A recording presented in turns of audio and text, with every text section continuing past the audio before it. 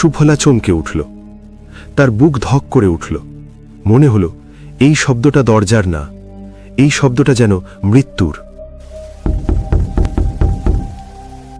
ভয়ে হাত কাঁপতে কাঁপতে সে দরজা খুলে দিল। আর দরজার ওপাশে দাঁড়িয়ে আছে শ্যামল, পলাশের ঘনিষ্ঠ বন্ধু। শ্যামলকে দেখে সুফলা এক মুহূর্তে একটু শান্ত হল, কারণ পরিচিত মুখ, অন্ধকারে একটু আলো।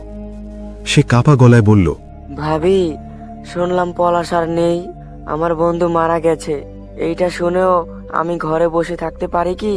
সুফলা অবাক, কারণ সে তো এখনো কাউকে কিছু জানায়নি। তাহলে শ্যামল জানল কিভাবে? এক মুহূর্তের জন্য তার মনে সন্দেহ জাগল, কিন্তু শোক আর ভয় সব সন্দেহকে চেপে ফেলল।